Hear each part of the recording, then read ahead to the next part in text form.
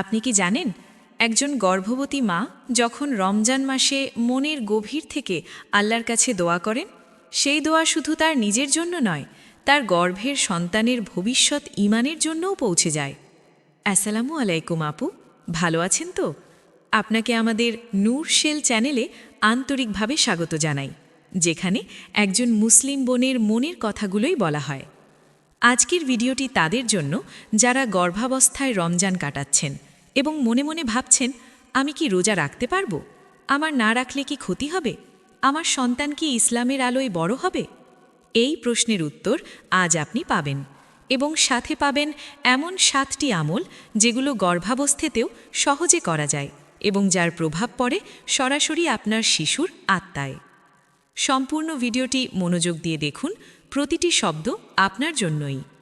আলহামদুলিল্লাহ, রমজান মাস পুরো বছরের মধ্যে সবচেয়ে পবিত্র এবং বরকতময় মাস। এই মাসে আল্লাহ সুবহানাহু ওয়া তাআলা রহমতের দরজা খুলে দেন, গুনাহ মাফ করেন এবং দোয়া কবুল করেন।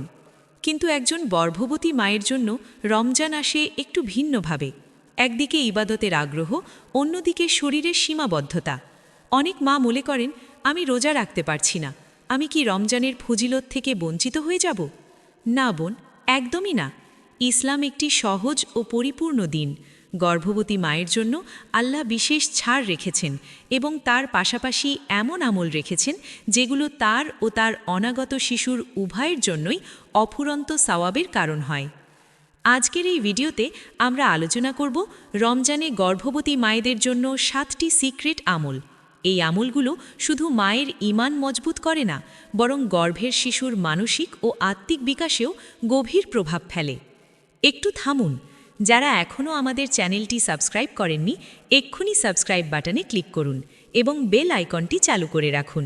এখানে প্রতিনিয়ত ইসলামিক রিমাইন্ডার শেয়ার করা হয়, যেগুলো আপনার প্রতিদিনের জীবনকে আরও সুন্দর করবে ইনশাআল্লাহ। চলুন শুরু করি। বোন, একটু ভাবুন, আপনার পেটের ভেতরে এখন একটি ছোট্ট প্রাণ আছে। সে শুনতে পাচ্ছে, সে অনুভব করতে পারছে। বিজ্ঞান বলে গর্ভের শিশু মায়ের আবেগ, মায়ের কণ্ঠস্বর, এমনকি মায়ের হৃদস্পন্দনের ছন্দ অনুভব করে। এখন কল্পনা করুন, আপনি যখন ভোর রাতে উঠে তাহাজ্জুদ পড়ছেন, কোরআন তেলাওয়াত করছেন, আল্লাহর নাম নিচ্ছেন, সেই মুহূর্তে আপনার শিশুও সেই পবিত্র পরিবেশের মাঝে আছে। মায়ের দোয়া, মায়ের ইবাদত, মায়ের কান্না, এগুলো শিশুর অস্তিত্বের গভীরে গেঁথে যায়। ইসলামিক স্কলাররা বলেন এবং অনেক বুজুর্গের জীবনী থেকে জানা যায়, যে মায়েরা গর্ভাবস্থায় বেশি বেশি ইবাদত করেছেন, তাদের সন্তানরা ছোটবেলা থেকেই ইসলামের প্রতি বিশেষ আকর্ষণ অনুভব করেছে। ইমাম মালিক রাহিমাহুল্লাহ, তার মায়ের কথা বলা হয়, তিনি গর্ভাবস্থায় প্রতিদিন মসজিদে যেতেন এবং আলেমদের দর্সে বসতেন। ইমাম মালিক জন্মের পরেও ইলমের প্রতি এমন গভীর ভালোবাসা নিয়ে বড় হয়েছিলেন যে উম্মতের জন্য তিনি অমর হয়ে গেছেন। এটি কোনো কাকতালীয় ঘটনা নয়, এটি আল্লাহর কুদরত এবং মায়ের আমলের ফল। তাহলে আর দেরি না করে আজকের 7টি আমল নিয়ে আলোচনা শুরু করা যাক। আমল নম্বর 1। রমজানে সেহরির সময় ঘুম থেকে ওঠা একটি বিরাট ইবাদত, কিন্তু গর্ভবতী মায়েদের জন্য এই সময়টা আরও বিশেষ। আপনি যদি রোজা নাও রাখতে পারেন, তবুও সেহরির সময় উঠুন, অজু করুন, 2 রাকাত নফল নামাজ পড়ুন এবং তারপর হাত তুলে আল্লাহর কাছে দোয়া করুন। কেন এই সময়টা এত গুরুত্বপূর্ণ? আল্লাহ তাআলা কুরআনে সূরা আল ইমরানে বলেছেন, যারা রাত শেষে সাহরের সময় ক্ষমা প্রার্থনা করে, আল্লাহ তাদের ভালোবাসেন। এবং হাদিসে রাসূলুল্লাহ সাল্লাল্লাহু আলাইহি ওয়াসাল্লাম বলেছেন, শেষ রাতে আল্লাহ প্রতিটি আকাশে নেমে আসেন এবং বলেন, কে আছো আমার কাছে দোয়া চাইতে, আমি কবুল করব। কে আছো ক্ষমা চাইতে, আমি ক্ষমা করব। সহিহ বুখারী ও মুসলিম। বোন, এই সময়ে আপনার দোয়া কবুল হওয়ার সম্ভাবনা সবচেয়ে বেশি। আপনি সেই সময় আপনার শিশুর জন্য কি দোয়া করবেন? বলুন, আল্লাহুম্মা ইজআল ইবনি মিনাল মুসলিমিন ওয়াজআলহু মুত্তাকিন ওয়াজআলহু মিন আউলিয়াইক। অর্থ, হে আল্লাহ, আমার সন্তানকে মুসলিম হিসেবে তৈরি কর, তাকে মুত্তাকি কর এবং তাকে তোমার প্রিয় বান্দাদের মধ্যে শামিল কর। এই দোয়াটি প্রতিদিন সেহরির সময় করুন। আপনি যদি রোজা নাও রাখেন, তবু এই দোয়া করুন, কারণ আপনার মুখের দোয়া আপনার সন্তানের ভাগ্যে লেখা হতে পারে। একটু গভীরে যাই। আমাদের প্রিয় নবী ইব্রাহিম আলাইহিসসালাম তিনি তার সন্তান ইসমাইলকে জন্মের আগে থেকেই দোয়া করেছিলেন, রব্বি হাবলি মিনাস সোয়ালিহীন, হে আল্লাহ আমাকে একজন নেককার সন্তান দাও। সূরা সাফফাত ১০০। আল্লাহ সেই দোয়া কবুল করেছিলেন, ইসমাইল আলাইহিসসালাম নবী হয়েছিলেন। আপনিও সেই ঐতিহ্যের উত্তরাধিকারী।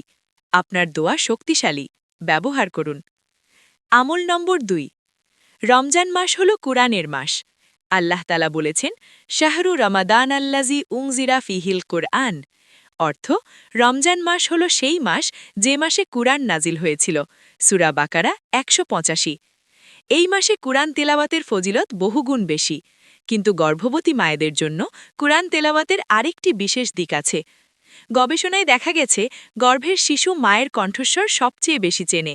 মা যে শব্দে কথা বলেন, যে সুরে পড়েন, সেই শব্দ শিশুর মস্তিষ্কে গেঁথে যায়। এখন ভাবুন, যদি আপনার কণ্ঠে কুরআনের আয়াত থাকে, সেই আয়াত আপনার শিশু গর্ভেই শুনছে।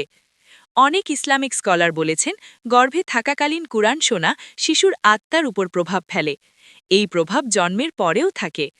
তাহলে কিভাবে করবেন? প্রতিদিন অন্তত ৩০ মিনিট উচ্চ স্বরে কুরআন তেলাওয়াত করুন। সূরা মুলক পড়ুন, এটি আযাব থেকে রক্ষা করে। সূরা ইয়াসিন পড়ুন, এটি কুরআনের হৃদয়। সূরা ইখলাস, সূরা ফালাক, সূরা নাস পড়ুন, এগুলো শিশুকে শয়তানের প্রভাব থেকে রক্ষা করে। এবং পড়ার সময় একটা হাত পেটের উপর রাখুন। মনে মনে ভাবুন, এই আয়াতগুলো আমি আমার শিশুকে শেখাচ্ছি। এই আলো তার আত্মায় পৌঁছাচ্ছে। এই অনুভূতিটা আপনার ইবাদতকে আরও গভীর করবে। একটি সত্যিকারের ঘটনা শেয়ার করি। এক বোন ছিলেন যিনি গর্ভাবস্থায় প্রতিদিন সূরা ইউসুফ তেলাওয়াত করতেন। তার মেয়ে জন্মের মাত্র ৩ বছর বয়সে সূরা ইউসুফের কিছু আয়াত শুনেই বলে উঠত, আম্মু, এটা তোমার পেটি থাকতে শুনেছিলাম। অবশ্য শিশু এভাবে বলেনি, কিন্তু সেই সূরার সাথে তার একটি অদ্ভুত পরিচয় ছিল। সহজেই মুখস্থ করে ফেলল। আল্লাহু আকবার! এটি কুরআনের বরকত, এটি মায়ের আমলের ফল। আমল নম্বর ৩। গর্ভবতী মায়েরা রোজা রাখতে না পারলেও তাদের জন্য আরেকটি বিশেষ আমল আছে, হালাল খাবার খাওয়া এবং খাওয়ার সময় নিয়ত বিশুদ্ধ রাখা। ইসলামে খাবারের বিষয়টি শুধু শারীরিক বিষয় নয়। রাসূলুল্লাহ সাল্লাল্লাহু আলাইহি ওয়াসাল্লাম বলেছেন, যে শরীর হারাম দিয়ে তৈরি, জান্নাতের আগুন তার জন্য বেশি উপযুক্ত। এই হাদিসটি বিভিন্ন বর্ণনায় এসেছে এবং আলেমরা এটি গ্রহণযোগ্য বলেছেন। এখন ভাবুন, আপনি যা খাচ্ছেন তাই দিয়ে আপনার শিশুর শরীর তৈরি হচ্ছে। যদি হালাল, পবিত্র, বরকতময় খাবার খান, সেই খাবার থেকে তৈরি শরীর হবে পাক। আর যদি সন্দেহজনক বা হারাম উপায়ের কোনো কিছু থাকে, তার প্রভাব পড়তে পারে। তাহলে করণীয় কি? প্রথমত, প্রতিটি খাবার শুরু করুন বিসমিল্লাহ বলে। শুধু মুখের শব্দ নয়, মন থেকে। এবং মনে মনে বলুন, হে আল্লাহ, এই খাবার হালাল রিজিক, এটা দিয়ে আমার শিশুকে সুস্থ ও ঈমানদার বানাও। দ্বিতীয়ত, রমজানে ইফতারের সময় যখন সবাই একসাথে খাচ্ছে, আপনিও যদি রোজা না রাখেন, তবু ইফতারের সময় বসুন, পরিবারের সাথে দোয়া করুন, আল্লাহর শুকরিয়া আদায় করুন। এই নিয়তটুকুই সওয়াবের কারণ হতে পারে। তৃতীয়ত, সন্দেহজনক খাবার, হারাম উপার্জনের খাবার সম্পূর্ণ এড়িয়ে চলুন, কারণ আপনি এখন শুধু নিজের জন্য নন, আপনার সন্তানের জন্যও দায়িত্বশীল। একজন প্রিয় আম্মা বলতেন, বাচ্চার ঈমান মায়ের পেট থেকেই শুরু হয়। কথাটি যতটা সহজ, ততটাই গভীর। আমল নম্বর ৪। রমজানে তারাবির নামাজ একটি বিশেষ সুন্নত। এটি রাসূলুল্লাহ সাল্লাল্লাহু আলাইহি ওয়াসাল্লামের আমলের অন্তর্ভুক্ত। গর্ভবতী মায়েরা হয়তো পুরো তারাবি পড়তে পারবেন না, এটি স্বাভাবিক, কিন্তু যতটুকু পারেন সেটুকু অবশ্যই পড়ুন। যদি দাঁড়িয়ে পড়তে কষ্ট হয়, বসে পড়ুন। নামাজে বসে পড়লেও পূর্ণ নামাজের সওয়াব পাওয়া যায়, যদি কারণটি ওজরযুক্ত হয়। রাসূলুল্লাহ সাল্লাল্লাহু আলাইহি ওয়াসাল্লাম বলেছেন, যে ব্যক্তি ঈমানের সাথে এবং সওয়াবের আশায় রমজানে রাতের নামাজ পড়ে, তার আগের সব গুনাহ মাফ করে দেওয়া হয়। সহিহ বুখারী। এখন ভাবুন, আপনি একজন গর্ভবতী মা, আপনার কষ্ট হচ্ছে, আপনি তবুও নামাজে দাঁড়াচ্ছেন। আল্লাহ এই কষ্টকে কত বড় চোখে দেখছেন ভাবুন। একজন আলেম বলেছিলেন, যে মা কষ্ট করে ইবাদত করে, আল্লাহ তার শিশুর ভাগ্যে বরকত দেন। তারাবির সময় যদি মসজিদে যেতে না পারেন, ঘরে পড়ুন। স্বামী বা পরিবারের সাথে জামাতে পড়ুন। পারলে কোরআনের অনুবাদ পড়ুন এবং প্রতিটি রাকাতে আপনার শিশুর জন্য মনে মনে দোয়া করুন। আমল নম্বর ৫। রমজান হল তওবার মাস। আল্লাহ এই মাসে গুনাহ মাফ করেন এবং একজন গর্ভবতী মায়ের জন্য এই আমলটি হল সবচেয়ে গুরুত্বপূর্ণ। কেন? কারণ মায়ের হৃদয়ের অবস্থা শিশুকে প্রভাবিত করে। একজন মা যখন অনুতপ্ত পাক মনে আল্লাহ দিকে ফিরে আসেন, তখন তার ভেতরে এক ধরনের আলো তৈরি হয়। এই আলো শিশুর অস্তিত্বকেও আলোকিত করে। ইস্তেগফারের দোয়া হল আস্তাগফিরুল্লাহাল আজিম আল্লাযী লা ইলাহা ইল্লা হুয়া আল হাইয়ুল কাইয়্যুম ওয়া আতুবু ইলাইহ। এটি প্রতিদিন কমপক্ষে ১০০ বার পড়ুন, বিশেষত সকালে ও রাতে। রাসূলুল্লাহ সাল্লাল্লাহু আলাইহি ওয়াসাল্লাম নিজে প্রতিদিন ৭০ বারেরও বেশি ইস্তেগফার করতেন, যদিও তার কোনো গুনাহ ছিল না। এটি ছিল উম্মতের শিক্ষা। একটি গভীর কথা মনে রাখুন, রমজানে ইস্তেগফার করলে শুধু আপনার গুনাহ মাফ হয় না, আপনার পরিবারের জন্য রহমত নেমে আসে এবং আপনার গর্ভের সন্তানও সেই রহমতের ভাগ পায়। এক বোন বলেছিলেন, আমি গর্ভাবস্থায় প্রতিদিন ইস্তেগফার করতাম। আমার ছেলে বড় হয়ে বলতো, আম্মু, আমি ছোটবেলা থেকেই কেন জানি মনে হতো আল্লাহ আমাকে ভালোবাসেন। আমার ভেতরে একটা শান্তি ছিল। এই শান্তি কোথা থেকে এলো? মায়ের ইস্তেগফার থেকে, মায়ের পরিষ্কার হৃদয় থেকে। আমল নম্বর ৬। রমজান মাসে দুরূদ পড়া একটি অনন্য আমল। এই মাসে প্রতিটি ভালো কাজের সওয়াব বহুগুণ বেড়ে যায়। আল্লাহ তাআলা কোরআনে বলেছেন, ইন্নাল্লাহা ওয়া মালাইকাতাহু ইউসাল্লুনা আলান নাবিয়্যি। অর্থ, নিশ্চয়ই আল্লাহ এবং তার ফেরেশতারা নবীর উপর দুরূদ পড়েন। সূরা আহজাব ৫৬। এবং রাসূলুল্লাহ সাল্লাল্লাহু আলাইহি ওয়াসাল্লাম বলেছেন, যে ব্যক্তি আমার উপর একবার দুরূদ পড়ে, আল্লাহ তার উপর ১০টি রহমত নাজিল করেন। একজন গর্ভবতী মা যখন দুরূদ পড়েন, তখন তিনি কেবল নিজে সওয়াব পান না, তার শিশুও সেই রহমতের পরিবেশে থাকে। এবং এই দুরূদের আরেকটি ফল হল শিশুর মনে নবীর প্রতি ভালোবাসা জন্মায়। কারণ মায়ের মুখে প্রতিদিন নবীর নাম শুনছে সে, মায়ের হৃদয়ে নবীর প্রতি ভালোবাসা অনুভব করছে সে। একটা শিশু যদি ছোটবেলা থেকে নবীকে ভালোবাসে, তার ঈমান কখনো দুর্বল হবে না। প্রতিদিন কমপক্ষে ১০০ বার দুরুদে ইব্রাহিম পড়ুন, আল্লাহুম্মা সাল্লি আলা মুহাম্মাদিন ওয়া আলা আলি মুহাম্মাদ। পারলে ঘুমানোর আগে পেটে হাত রেখে দুরুদ পড়ুন এবং মনে মনে বলুন, হে আল্লাহ, আমার সন্তানকে নবীর ভালোবাসা দিয়ে পূর্ণ করো। আমল নম্বর ৭। রমজানের সবচেয়ে মূল্যবান সময় হল শেষ ১০ রাত, এবং তার মধ্যে সবচেয়ে মূল্যবান একটি রাত হল লাইলাতুল কাদের। আল্লাহ তাআলা বলেছেন, লাইলাতুল কাদরি খায়রুম মিন আলফি শাহর। অর্থ, লাইলাতুল কাদের ১০০০ মাসের চেয়ে উত্তম। সূরা কাদের ৩। এই রাতে যে দোয়া করা হয় তা ১০০০ বছরের ইবাদতের সমতুল্য। একজন গর্ভবতী মায়ের জন্য এই রাতটি কতটা অমূল্য সুযোগ ভাবুন। আপনার শরীর দুর্বল হতে পারে, ঘুমও লাগতে পারে, কিন্তু শেষ ১০ রাতে একটু কষ্ট করে জাগুন। বিছানায় বসে হলেও নামাজ পড়ুন, দোয়া করুন, কাঁদুন। রাসূলুল্লাহ সাল্লাল্লাহু আলাইহি ওয়াসাল্লামের প্রিয় স্ত্রী আয়েশা রাদিয়াল্লাহু আনহা জিজ্ঞেস করেছিলেন, যদি আমি লাইলাতুল কাদার পাই তাহলে কি দোয়া করব? নবী সাল্লাল্লাহু আলাইহি ওয়াসাল্লাম বললেন, আল্লাহুম্মা ইন্নাকা আফুউন তুহিব্বুল আফওয়া ফাআফু আন্নি। অর্থ, হে আল্লাহ, তুমি ক্ষমাশীল, তুমি ক্ষমা করতে ভালোবাসো, তাই আমাকে ক্ষমা করো। তিরমিজি। এই দোয়া পড়ুন এবং সাথে যোগ করুন আপনার শিশুর জন্য একটি বিশেষ প্রার্থনা। হে আল্লাহ, আমার গর্ভের সন্তানকে দুনিয়া ও আখিরাতে সুখী কর, তাকে ঈমানদার, সৎ এবং তোমার প্রিয় বান্দা হিসেবে কবুল করো। এই দোয়া লাইলাতুল কাদেরে করলে এর মূল্য ১০০০ মাস ধরে করা দোয়ার সমান। বোন, আপনার শিশুর জন্য এর চেয়ে বড় উপহার কি হতে পারে? অনেকে মনে মনে কষ্ট পান, রোজা না রাখলে কি পাপ হবে?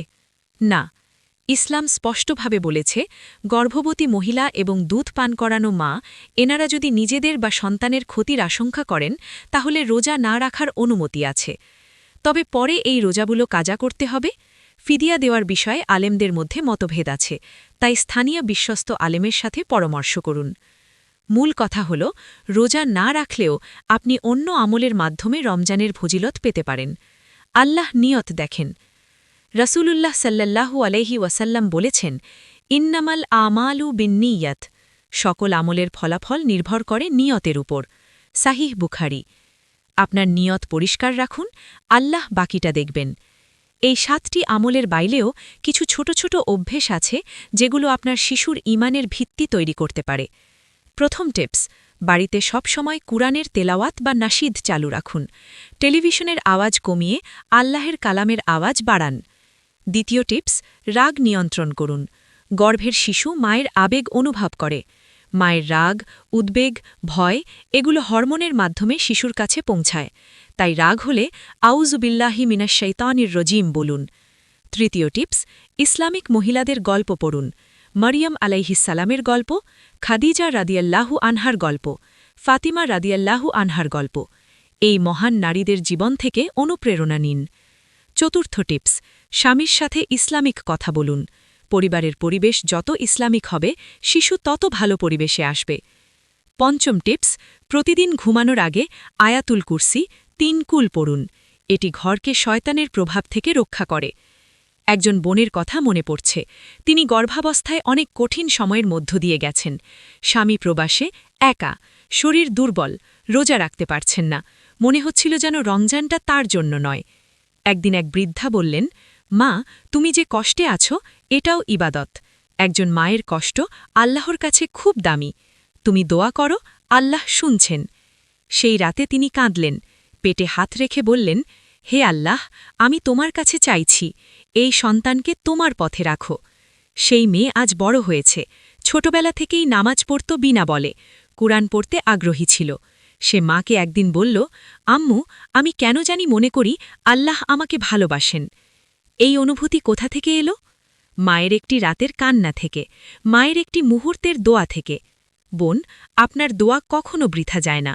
আজকের এই ভিডিও থেকে সবচেয়ে বড় শিক্ষা হল, একজন মাই তার সন্তানের প্রথম শিক্ষক, এবং সেই শিক্ষা শুরু হয় জন্মের আগে থেকেই, গর্ভে। আপনি হয়তো ভাবছেন, আমি অনেক ছোট মানুষ, আমার আমল কতটুকু, আমি কি এত কিছু পারব? কিন্তু আল্লাহ বড়ত্ব চান না, আল্লাহ আন্তরিকতা চান। আপনি যদি শুধু একটি দোয়া করেন আজ মনের গভীর থেকে, হে আল্লাহ, আমার সন্তানকে ঈমানদার করো, সেই একটি দোয়াই যথেষ্ট হতে পারে। রমজান মাস আপনার দোয়াকে আরও শক্তিশালী করে। এই মাসকে কাজে লাগান, ছোট ছোট আমল দিয়ে শুরু করুন, আল্লাহর ওপর ভরসা রাখুন। কারণ আল্লাহ বলেছেন, ওয়া ইদা সাআলাকা ইবাদি আন্নি ফাইন্নী করিব। অর্থ, আমার বান্দারা যখন তোমার কাছে আমার সম্পর্কে জিজ্ঞেস করে, বলো আমি কাছেই আছি। সূরা বাকারা ১৮৬। আল্লাহ আপনার কাছেই আছেন, শুনছেন, দেখছেন। নিজের ওপর বিশ্বাস রাখুন, আল্লাহর ওপর ভরসা রাখুন। আপনার সন্তান ইনশাআল্লাহ আলোর মানুষ হবে। আলহামদুলিল্লাহ। আজকের ভিডিওটি এখানেই শেষ করছি। যদি ভিডিওটি আপনার উপকারে আসে তাহলে লাইক দিন এবং অন্য গর্ভবতী বোনদের সাথে শেয়ার করুন। হয়তো এই একটি শেয়ারই কারো জীবন বদলে দিতে পারে। কমেন্টে লিখুন আপনি কোন আমলটি আজ থেকে শুরু করবেন, এবং যারা এখনও সাবস্ক্রাইব করেননি এখনই করুন। ইসলামিক জ্ঞান ও অনুপ্রেরণার এই যাত্রায় আমাদের সাথে থাকুন। আল্লাহ আপনার ও আপনার গর্ভের সন্তানকে সুস্থ রাখুন, ঈমানদার রাখুন এবং দুনিয়া ও আখেরাতে কামিয়াব করুন। আমিন। জাযাকাল্লাহু খাইরান। আসসালামু আলাইকুম ওয়া রাহমাতুল্লাহি ওয়া বারাকাতুহু।